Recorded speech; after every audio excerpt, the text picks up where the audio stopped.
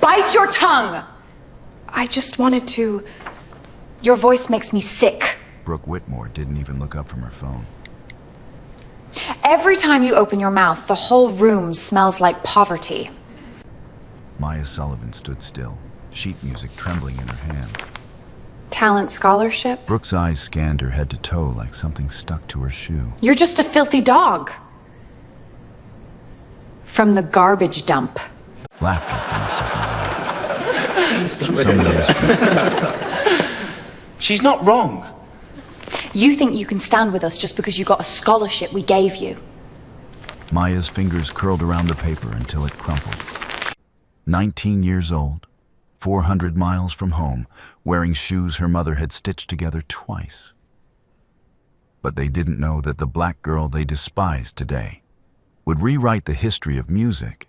Maya Sullivan grew up in Clarksville, Mississippi, in a house where the roof leaked every April, and the front porch sagged under the weight of too many years. Her mother, Denise, worked 3 jobs: morning shift at a laundromat, afternoon cleaning at a dentist's office, evening stocking shelves at a grocery store 2 towns over. There was never enough money, but there was always music. Maya sang before she could read.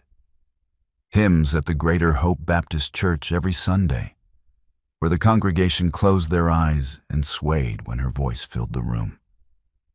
By 12, she was leading the choir. By 15, she had written 43 songs in a spiral notebook she kept under her pillow. Her voice teacher at the public school, Mr. Dawson, recorded one of her performances on his phone and sent it to every music program in the country. 31 rejection letters came back. 1 acceptance arrived. A full talent scholarship to Whitmore Conservatory in Nashville, the most prestigious music academy in the South. The day the letter came, Denise sat at the kitchen table and cried for 20 minutes. Not because she was sad, because she had prayed for this exact moment every night for 6 years.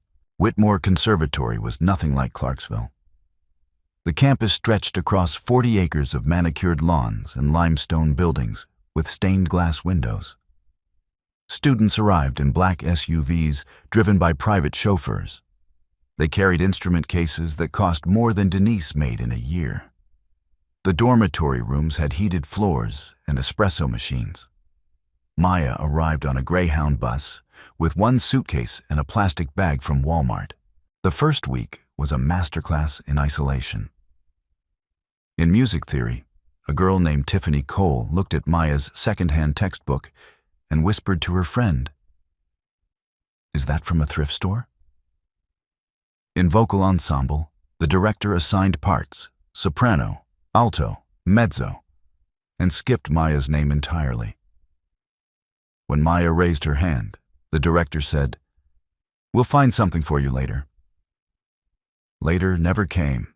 Brooke Whitmore ran Whitmore Conservatory the way her family had built it, with absolute authority and 0 tolerance for anyone she considered beneath her.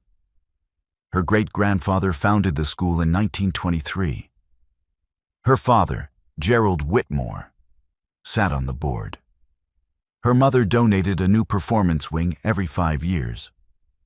Brooke herself was the reigning champion of the annual showcase 3 years running, a soprano with technical precision that critics compared to a Swiss watch, perfect, cold, and mechanical. She noticed Maya on day 1. Not because Maya was talented, because Maya was different. "Who let her in?" Brooke asked Tiffany during lunch, loud enough for the entire table to hear. "Diversity Initiative," Tiffany replied. Brooke smiled. "Charity case." The label stuck. Within 2 weeks, the entire student body referred to Maya's scholarship as the handout. Someone taped a note to her practice room door: "Go back to Mississippi." Another student posted an anonymous poll on the school forum: "Should charity students be allowed in showcase competitions?" 73% voted no. Maya practiced in secret. She found a basement storage room beneath the West Auditorium, dusty, forgotten, with a single overhead bulb and an old upright piano missing 2 keys. She went there every night after 11, when the hallways emptied and Brooke's surveillance lost its teeth. She played the broken piano and sang to the concrete walls. The sound bounced back to her like the only friend she had left in this place. Her mother called every Thursday night at 9. "How's school, baby?" "It's good, Mama." "You making friends?" Maya looked at the note still taped to her door. "Yeah, a few." She never told Denise the truth. Not about the whispers, not about the pole, not about the morning she found her sheet music soaked in coffee and stuffed into a trash can outside the practice hall, with a sticky note that read, "Where it belongs." She kept every ruined page, dried them on her windowsill, smoothed them flat with her palms, and kept singing. One night, alone in that basement, Maya pressed her fingers against the cracked piano keys and hummed a melody she had never heard before. It came from somewhere deep, from the leaking roof, from the stitched shoes, from every no she had ever swallowed. She reached for her notebook and wrote 2 words at the top of a blank page. "Still here." The announcement came on a Monday morning, printed on ivory cardstock and pinned to every bulletin board in the conservatory. The 72nd Annual Whitmore Showcase, open to all enrolled students.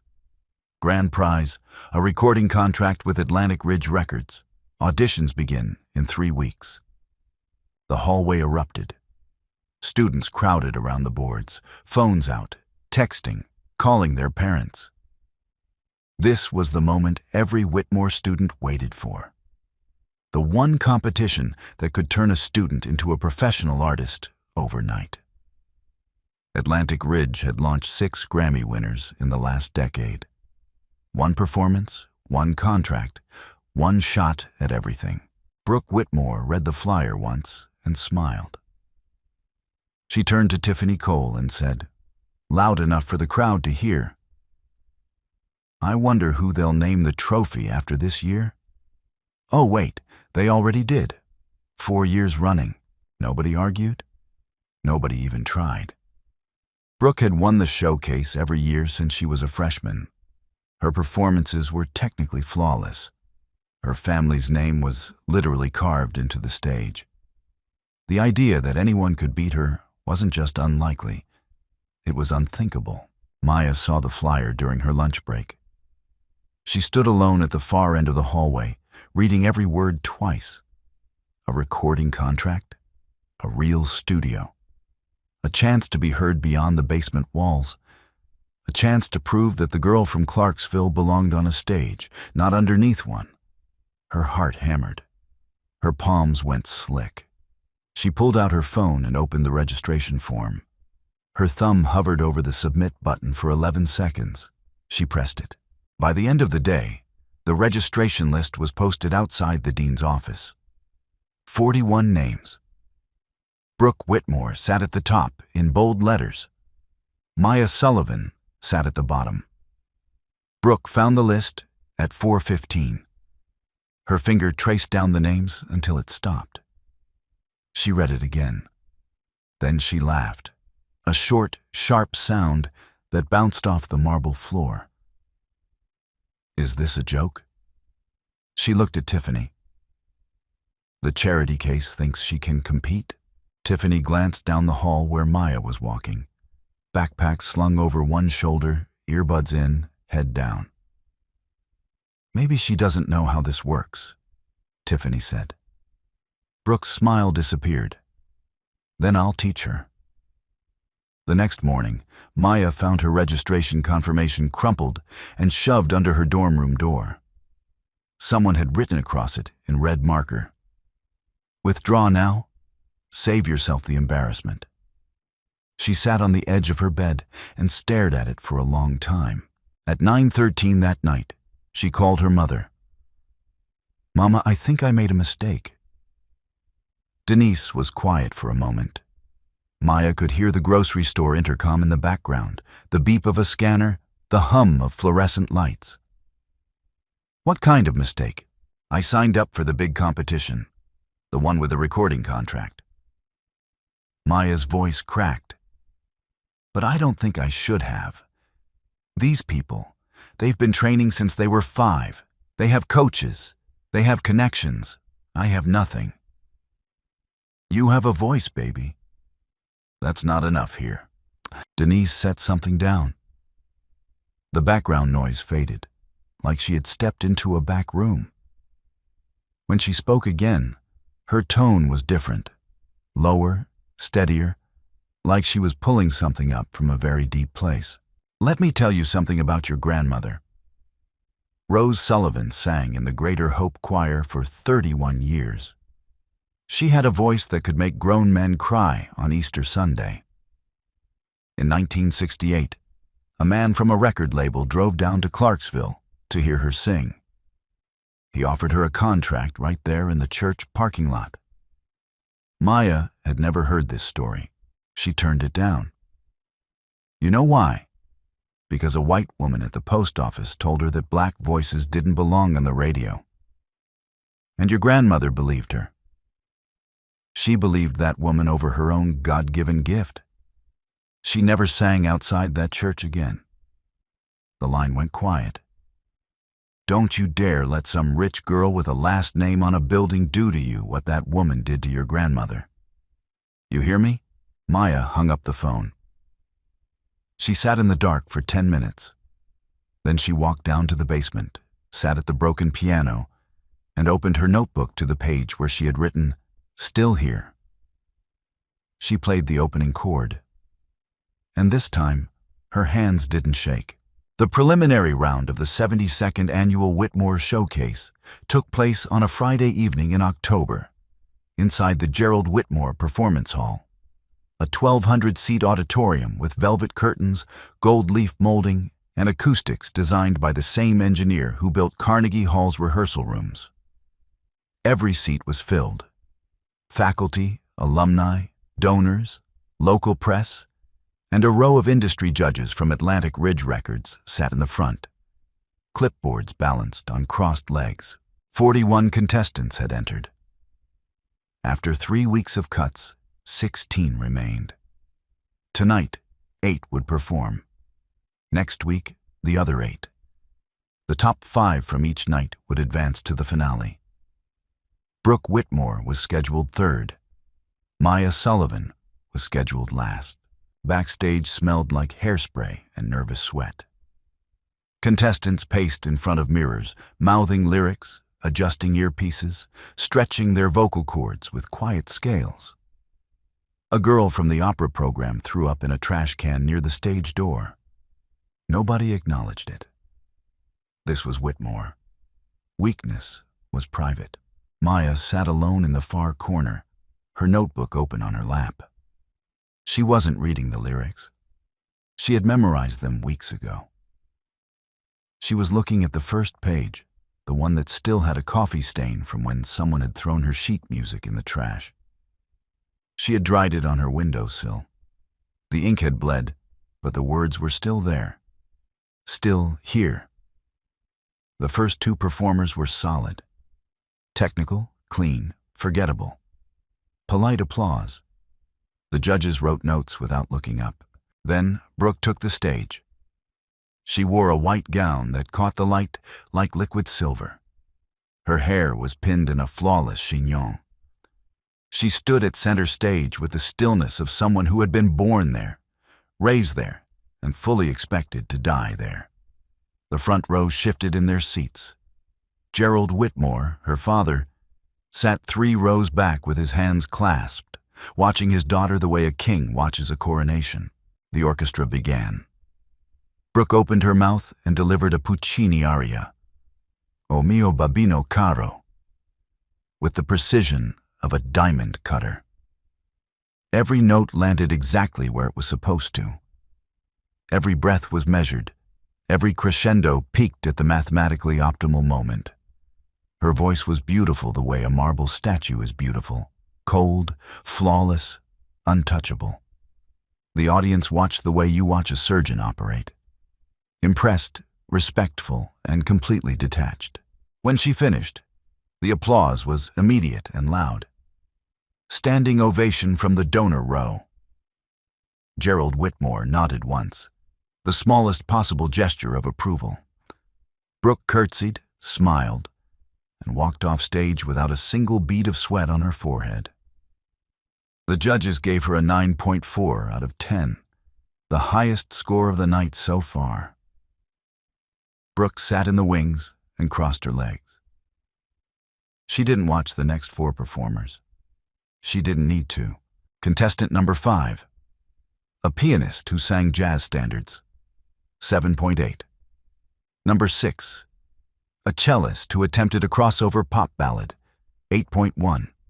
Number 7, a tenor with a powerful voice and no stage presence, 8.3. Number 8, a violinist who forgot her second verse and left the stage in tears, 6.9. Then the house lights dimmed one final time. Our last performer of the evening, the announcer said, Maya Sullivan, performing an original composition titled Still Here. A murmur rippled through the audience. Original composition. That was unusual. Most students performed established repertoire, safer, more predictable, easier to judge. Writing your own material at a Whitmore showcase was either extremely brave or extremely foolish. From the donor row, someone whispered, "Isn't that the scholarship girl?" Brooke uncrossed her legs and leaned forward. Maya walked onto the stage in a simple black dress her mother had mailed from Clarksville, in a flat-rate box with a note pinned inside. Sing like Grandma Rose. No jewelry, no heels. Flat shoes that made no sound on the hardwood. She sat down at the grand piano, the same model as the broken upright in the basement. Except this one had all 88 keys and a sound that could fill a cathedral. She adjusted the microphone. Somewhere in the back, a boy snickered. The girl next to him elbowed his ribs. The hall went quiet. For 3 seconds, nothing happened. Maya's fingers rested on the keys without pressing them. Her eyes were closed. The audience shifted. Someone coughed. Then she played. The opening chord was simple, a minor seventh that hung in the air like smoke. Her left hand carried a bass line that pulsed like a heartbeat. Slow, steady, patient. And then her voice came in. It didn't arrive like Brooke's, clean and controlled and mathematically perfect. It arrived like weather, like something that had been building behind the mountains for days and finally broke through. Low at first, barely above a whisper, pulling the audience in the way gravity pulls water downhill. You didn't choose to listen. You had no choice. The first verse was about a girl who grew up hearing the rain through a broken ceiling. The melody climbed as the lyrics turned. From the leaking roof to the church pew. From the church pew to the rejection letters. From the rejection letters to the bus ticket. From the bus ticket to a hallway full of strangers who looked at her like she was something to be scraped off their shoes. By the second verse, 2 women in the third row were crying. They didn't know why. The song hadn't told them to feel anything. It just opened a door and let them walk through it. A man in the 5th row took off his glasses and pressed his thumb and forefinger against the bridge of his nose. His wife reached over and held his hand without looking at him. The bridge hit like a freight train. Maya's voice climbed 3 octaves in 4 bars, a run so clean, so raw, so physically impossible that the lead judge from Atlantic Ridge put down his clipboard and stared. His pen rolled off his lap. He didn't pick it up. The woman beside him stopped writing mid-word. The chorus was 1 line, repeated 3 times, each time louder, each time more defiant. I'm still here. By the 3rd repetition, Maya wasn't singing to the audience. She was singing to the girl who found her music in a trash can. She was singing to her grandmother who never left the church parking lot. She was singing to every person who had ever been told their voice didn't belong. The final note held for 6 seconds. Pure, unbroken, suspended in the silence, like a held breath. Then it faded, not cut, not stopped, just released. The way you release a bird from cupped hands. For 2 full seconds, the auditorium was completely silent. Not polite silence, not waiting silence. The kind of silence that happens when a room full of people forgets how to move. Then the back row stood, then the middle, then the front. The applause didn't build. It detonated. 1,200 people on their feet. The judges were standing. The Atlantic Ridge executive was standing. Professor Eleanor Hayes, seated in the faculty section, pressed both hands over her mouth and closed her eyes. Gerald Whitmore sat frozen, his clasped hands still locked together, staring at the stage like he was seeing something he couldn't explain. Maya sat at the piano, hands still on the keys, tears running down her face. She didn't bow. She didn't smile. She just breathed. The score flashed on the screen above the stage. 9.9 out of 10. The highest score in the history of the Whitmore Showcase. Backstage, Brooke Whitmore stood perfectly still. Her face had gone white. Her fingers gripped the curtain fabric so hard her knuckles looked like bone. Tiffany Cole touched her arm and said, "Brooke, are you okay?" Brooke didn't answer. She stared at the score on the monitor, and for the first time in her life, she felt something she had never experienced before. Fear. Brooke Whitmore did not sleep that night. She lay in her 4-poster bed in the Whitmore family suite on the top floor of the dormitory, the only private room in the building, and stared at the ceiling. The number 9.9 burned behind her eyelids every time she blinked. No one had ever scored that high. Not in 72 years. Not even her. By Saturday morning, she had a plan. It started with the sound system. Brooke's roommate, a tech student named Ashley Porter, had access to the auditorium's audio control booth through her work-study assignment. Brooke called her at 7 a.m. "I need a favor." "What kind of favor?" "The kind that keeps your scholarship funded." Ashley didn't ask again. That afternoon, during Maya's scheduled rehearsal in the main hall, the backing track vanished. Mid-song, mid-breath, mid-note, the piano accompaniment cut to silence. Maya's voice hung alone in the air for 2 bars before she stopped, confused. The tech booth was empty. The audio logs had been wiped. Maya reported it to the stage manager. The stage manager shrugged. "Equipment glitch. Happens all the time." It didn't happen all the time. It had never happened before, but that was just the appetizer. On Sunday night, a video appeared on every social media platform that mattered. The account was anonymous. No profile picture, no history, created that same day. The video was 45 seconds long. It showed Maya in the rehearsal hall, singing scales. Except the audio had been manipulated, pitch shifted, chopped, reassembled to make her voice sound cracked, off-key, and painful. The caption read, "This is what a 9.9 sounds like. Hashtag fake voice, hashtag Whitmore scam." By Monday morning, the video had 400,000 views. By Monday night, it had crossed 2 million. The comments were a sewer. She must be sleeping with a judge. Diversity hire can't even hold a note. Send her back to whatever swamp she crawled out of. This is what happens when you let charity cases compete with real artists. The hashtag fake voice trended in Nashville for 6 hours. Maya saw it in her dorm room at 11 p.m. on Monday, sitting cross-legged on her bed, still wearing the clothes she had practiced in. Tiffany Cole had texted her the link with a single message, "I'm sorry." Maya watched the video 3 times. She read the comments until her vision blurred. Then she closed her laptop, walked to the bathroom, turned on the shower, sat on the tile floor, and cried until the hot water ran cold. For 2 days, she didn't leave her room. She missed vocal class, she missed music theory. She missed her Thursday call with her mother because she couldn't trust her own voice not to break. Professor Eleanor Hayes knocked on her door on Wednesday afternoon.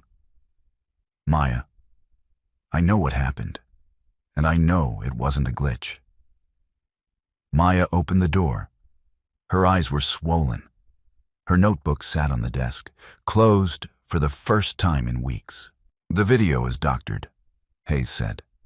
"Anyone with an ear can hear that. But the internet doesn't have ears. It has opinions." Maya said nothing. "So give them something they can't edit. Something they can't cut or pitch shift or hashtag into oblivion." That night, Maya sat on the floor of her dorm room with her phone propped against a stack of textbooks. No ring light, no filter, no piano. Just her, a gray sweatshirt, and the worst lighting in the building. She pressed record, and she sang "Still Here," raw, unaccompanied a cappella. Every note, every breath, every crack in her voice left exactly where it was. She didn't perform it. She just sang it. The way she sang in the basement. The way she sang in the church back home. The way her grandmother used to sing before a stranger told her to stop. She posted it at 11:41 p.m. with no caption, no hashtag, no explanation. By sunrise, the video had 9 million views. Not 400,000, 9 million. The comment section flipped like a tide. "This is real. I'm crying at work right now. The original video was edited. Listen to this and tell me that's not a gift from God." Who is this girl? The hashtag fake voice hashtag died overnight. A new one took its place. Hashtag still here. Victor Caldwell saw the a cappella video on a Tuesday morning in his corner office on the 36th floor of Atlantic Ridge Records headquarters in New York City. He was 61 years old. He had produced albums for 11 Grammy winners, discovered 3 platinum artists before they turned 20, and spent the last decade telling interviewers that the music industry had stopped surprising him. He watched the video once. Then he watched it again. Then he closed his office door, sat down, and watched it a third time with his eyes closed, just listening. His assistant knocked at 10:15. "Mr. Caldwell, your 10 o'clock is..." "Cancel it." "Sir?" "Cancel everything today." He opened his laptop and pulled up a flight search. "Where is Whitmore Conservatory?" "Nashville, sir." "Book me on the next flight." He landed at BNA at 4:47 that afternoon. He didn't check into a hotel. He didn't call ahead. He drove a rental car straight to Whitmore Conservatory, walked through the front entrance in a charcoal overcoat and no tie, and asked the receptionist one question. "Where can I find Maya Sullivan?" The receptionist blinked. Then she picked up the phone. Within 15 minutes, word had spread through every hallway, every practice room, every group chat on campus. Victor Caldwell, the Victor Caldwell, was at Whitmore, standing in the lobby, asking for the scholarship girl. Dean Richard Bennett came down personally. He extended his hand with a smile so wide it looked painful. "Mr. Caldwell, what an honor. If you'd like a tour of our..." "I'm not here for a tour." Victor didn't shake his hand. "I'm here for Maya Sullivan. They found her in the basement, sitting at the broken piano, notebook open, pencil behind her ear. She looked up and saw a man she had only ever seen on magazine covers standing in the doorway of her secret practice room. Victor looked at the cracked keys, the single overhead bulb, the concrete walls. He looked at Maya. "I've spent 30 years looking for a voice like yours," he said. "I'd like to make sure the world hears it properly." Maya's pencil slipped from behind her ear and hit the floor. She didn't pick it up. She just nodded. The news that Victor Caldwell had chosen Maya Sullivan as his personal mentee traveled through Whitmore Conservatory like wildfire through dry brush. By Thursday morning, every student, every professor, and every donor with a phone had heard. The Nashville Tennessean ran a small feature. Grammy producer discovers hidden gem at elite conservatory. A local TV station sent a camera crew. The story was simple, beautiful, and irresistible. A poor black girl from Mississippi singing in a basement, discovered by one of the most powerful men in music. Brooke Whitmore read the article on her phone at breakfast. She set it face down on the table and didn't touch her food. This wasn't supposed to happen. Not like this. Not to her. That evening, Brooke made a phone call. Not to Tiffany, not to Ashley. To someone outside the school, a former Whitmore student named Derek Walsh, who had dropped out 2 years ago after a plagiarism scandal, and now worked at a recording studio in East Nashville. Derek owed the Whitmore family a favor. Several favors, actually. Gerald Whitmore had quietly made his legal trouble disappear. "I need you to file a formal complaint with the Whitmore Academic Board," Brooke said. "Copyright infringement against Maya Sullivan." Derek paused. "On what grounds?" "You're going to claim that Still Here is based on an unreleased track you wrote 3 years ago. You have demos. You have timestamps. I don't have any of that. You will by tomorrow morning. I'll send you the files. You just need to put your name on them and sign the affidavit." Derek was quiet for a long time. "Brooke, this could end her career before it starts." "That's the point." The complaint landed on Dean Bennett's desk at 9 a.m. Friday. It was professionally formatted, legally structured, and accompanied by 3 audio files that Derek Walsh claimed were his original demos from 3 years prior. The timestamps appeared authentic. The melodic similarities were close enough to raise questions. Dean Bennett read it twice. Then he called Maya into his office. "Miss Sullivan, a formal accusation of plagiarism has been filed against you regarding your original composition, Still Here. Under Whitmore Conservatory policy, you are suspended from the annual showcase pending investigation. Your scholarship status is under review." Maya sat in the leather chair across from his desk and felt the floor dissolve beneath her. "That's my song," she said. "I wrote every note. I wrote every word. The evidence suggests otherwise, until the board completes its review." "What evidence?" "I wrote that song in the basement of this building. I have the notebook. I have the—" "Miss Sullivan." Bennett's voice was flat. "The process will take its course. You are dismissed." Maya walked out of the dean's office and into a hallway full of eyes. Word had already spread. Students stepped aside as she passed, the way people step aside for someone carrying something contagious. Nobody spoke to her. Nobody looked at her directly. Brooke was waiting at the end of the corridor. She leaned against the wall with her arms crossed, the same pose as the first day, the same smile. "I heard what happened," Brooke said, her voice soft, almost sympathetic. "That must be devastating. Plagiarism is such an ugly word." Maya stopped walking. "You know I wrote that song." Brooke tilted her head. "Do I?" "Because the evidence says a man named Derek Walsh wrote it 3 years before you ever set foot in this school." She straightened up and brushed an invisible speck from her sleeve. "Maybe you heard it somewhere. These things happen, especially to people who didn't grow up around real music." Maya's hands trembled at her sides. Her throat tightened. She wanted to scream, to shove, to break something. But she didn't. She looked Brooke dead in the eyes and said one sentence. "You will regret this." Brooke laughed. Sweetheart, the only thing I regret is that it took me this long.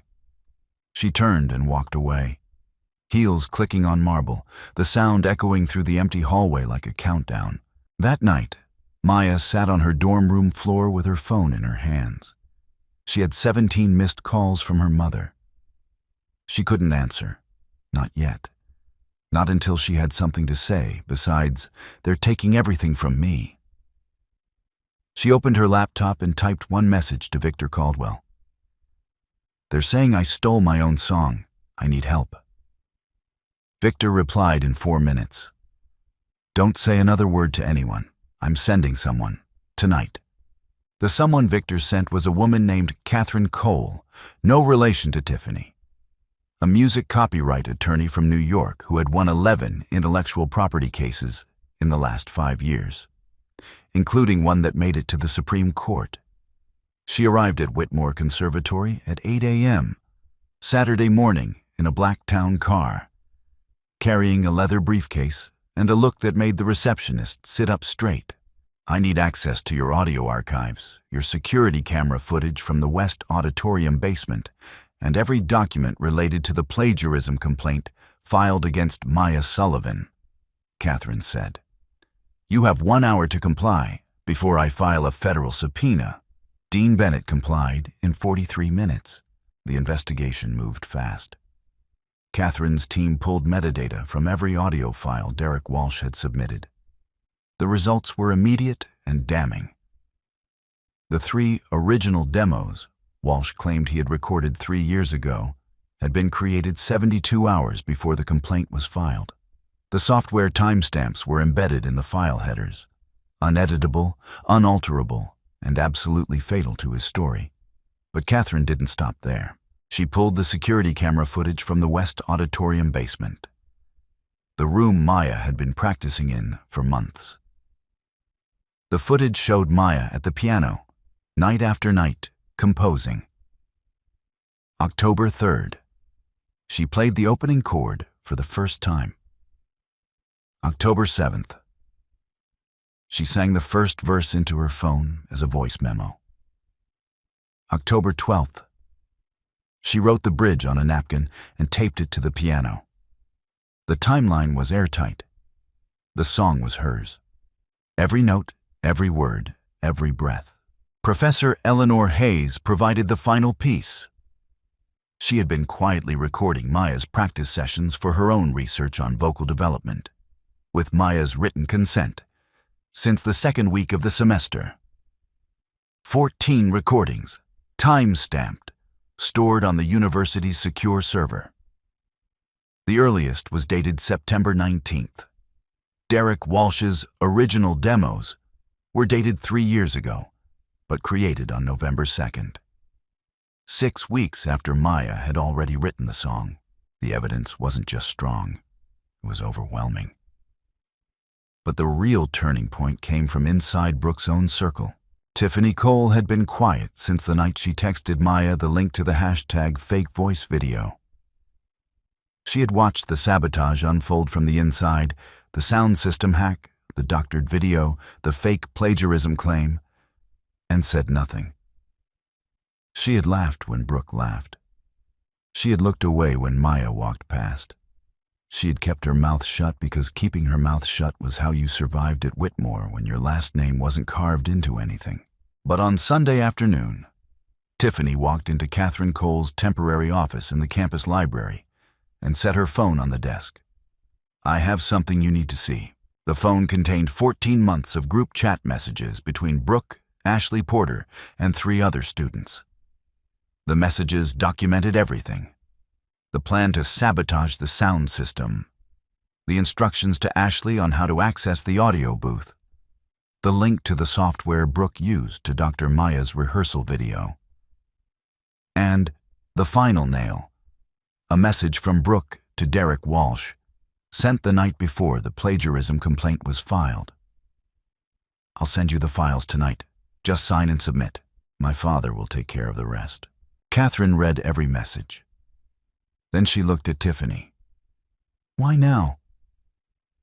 Tiffany stared at the table. Because I watched a girl cry on a bathroom floor because of something I helped happen. And I can't unhear that.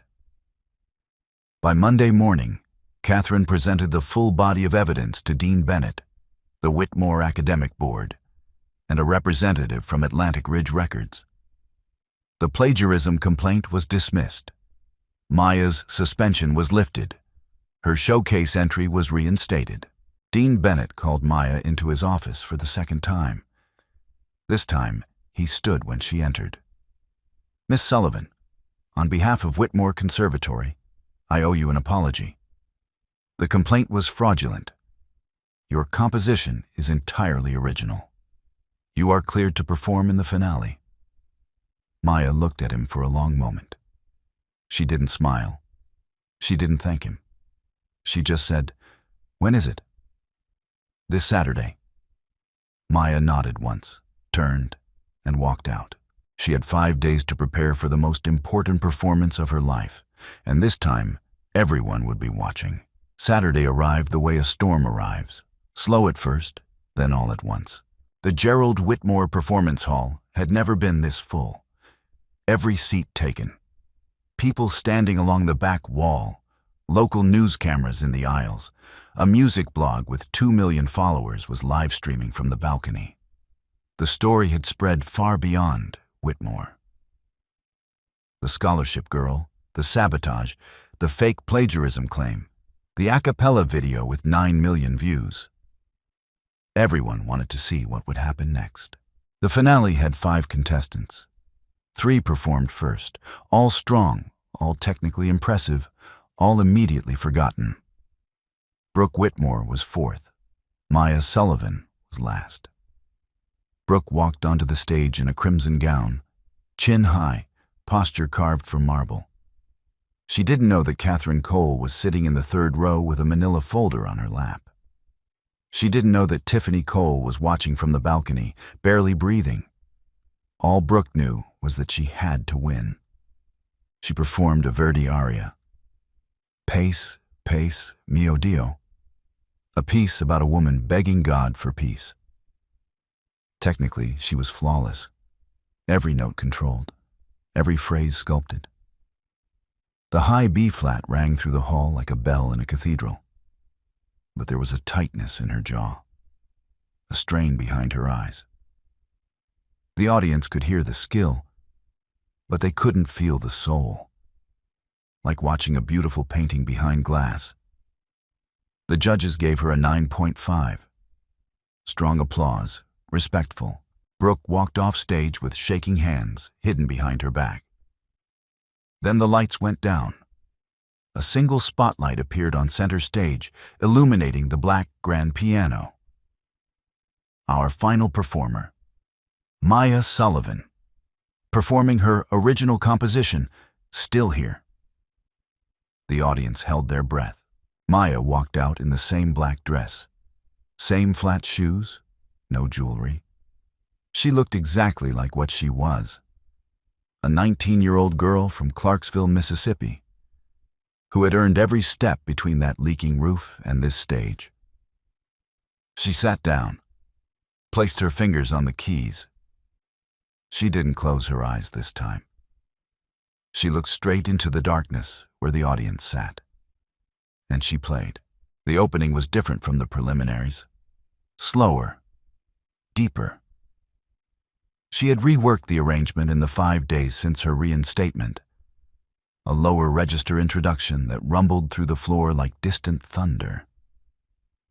When her voice came in, it was barely a whisper.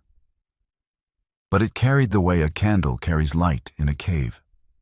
Small, steady, impossible to ignore. The first verse was the same. The leaking roof, the church, the rejection letters. But the second verse was new.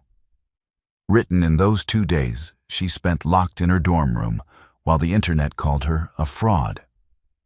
The lyrics were about silence, about what it feels like when the world takes your voice and twists it into something ugly. And you have to decide whether to go quiet or sing louder. She sang louder. The bridge exploded. Her voice climbed higher than the preliminaries, higher than anyone thought possible. A run that started in her chest and ended somewhere above the rafters, so pure and so furious that the live stream chat froze for 3 seconds because the server couldn't handle the traffic. The final chorus hit 3 times. I'm still here. Each repetition stripped away one more layer, the pain, the doubt, the fear, until the last one was just joy. Raw, defiant, unbreakable joy. The final note held for 8 seconds, 2 seconds longer than before. When it ended, Maya lifted her hands from the keys and placed them in her lap. Silence. Then the room came apart. People weren't just clapping. They were crying, shouting, holding each other.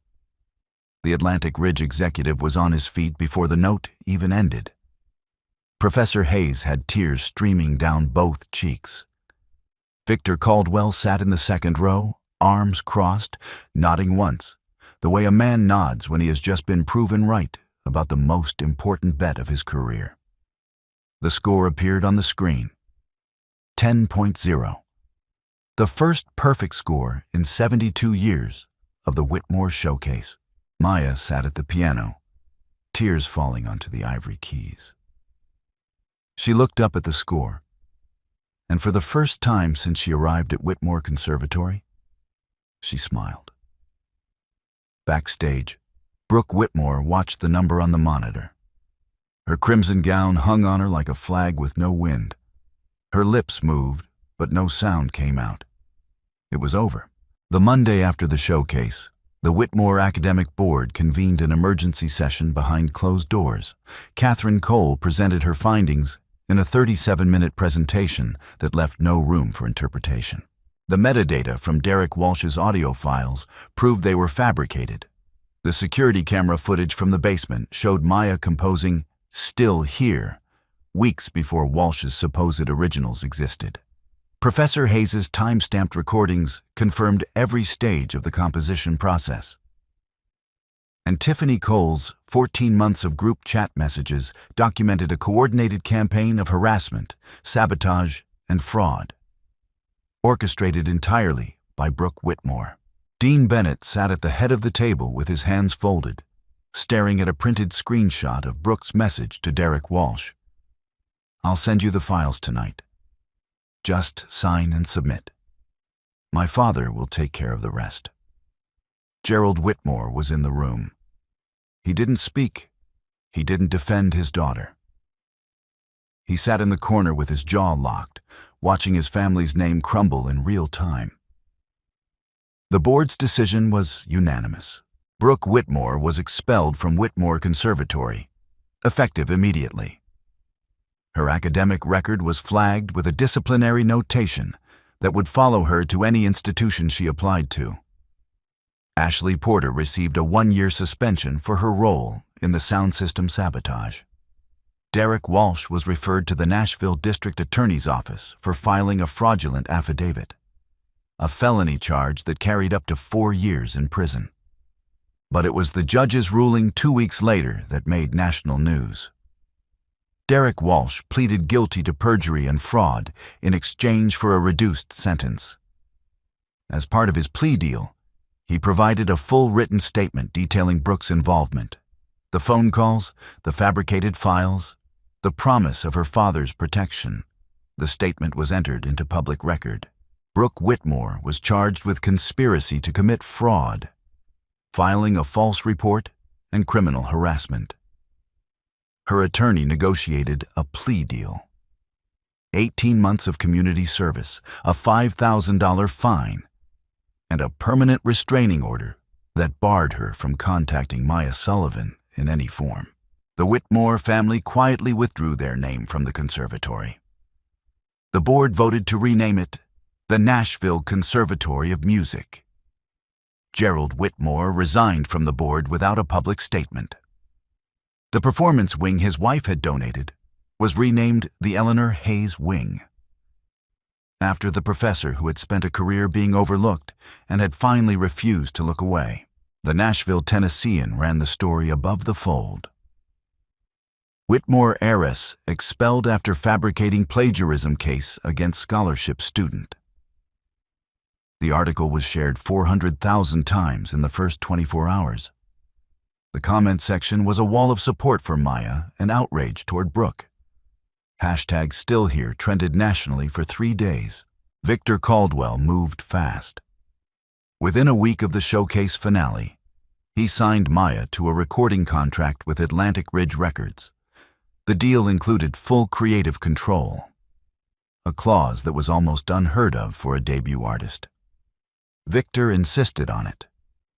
She doesn't need someone to tell her what to sing, he told the label's CEO during the negotiation. She needs someone to make sure the microphone is loud enough. Maya recorded Still Here at Atlantic Ridge Studios in New York over the course of 2 weeks. The production was minimal. Piano, strings, and her voice. Nothing else. Victor refused to add anything that would dilute what made the song extraordinary in the first place. The single was released on a Friday in January. By Saturday morning, it had been streamed 1.2 million times. By the following Wednesday, it hit #1 on the Billboard Hot 100. Music critics called it the most emotionally devastating debut single in a decade. A reviewer for Rolling Stone wrote, "Maya Sullivan doesn't just sing, she testifies." The song stayed on the charts for 14 consecutive weeks. Professor Hayes called Maya the day the single dropped. How does it feel? Maya was sitting in her new apartment in New York, a 1-bedroom in Brooklyn that she still couldn't believe was hers. She looked out the window at the skyline and thought about the basement, the broken piano, the concrete walls that used to be her only audience. "It feels like the beginning," she said. Hayes laughed softly. "It is?" 6 months later, Maya Sullivan sat in the 3rd row of the Crypto.com arena in Los Angeles, wearing a black gown she had picked out with her mother. Denise sat beside her, holding Maya's hand so tightly her knuckles turned white. She had never been on an airplane before last Tuesday. The 67th Annual Grammy Awards. Still Here, nominated for Song of the Year. The presenter opened the envelope. 20,000 people held their breath. Millions more watched from living rooms and phone screens around the world. And the Grammy goes to Maya Sullivan. "Still Here," Denise screamed. She grabbed Maya's face with both hands and kissed her forehead. Maya stood up, legs shaking, tears already falling.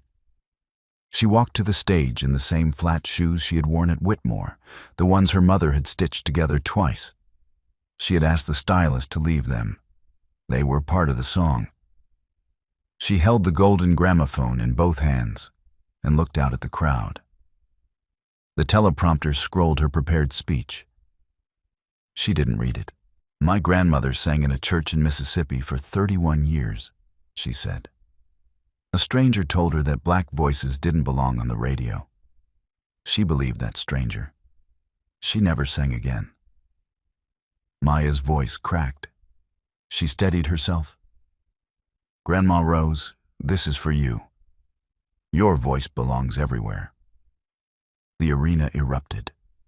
Victor Caldwell stood in the wings, arms crossed, smiling for the first time all evening. 3,000 miles away, in a community center gymnasium in Nashville, Brooke Whitmore pushed a mop across a linoleum floor. Gray jumpsuit, reflective vest, hair pulled back with a rubber band. The TV in the corner was tuned to the Grammys. Someone on the cleaning crew had turned it on during break. Brooke looked up at the screen. She saw Maya holding the trophy. She saw the flat shoes. She saw the girl she had once called a filthy dog from the garbage dump, standing on the biggest stage in the world. Her mop stopped moving. Her hands went still. The water pooled around her feet. She didn't look away. She couldn't. If someone told you your voice doesn't matter, would you still sing? Drop your answer in the comments. And if this story moved you, share it with someone who needs to hear it today. Subscribe so you don't miss what comes next.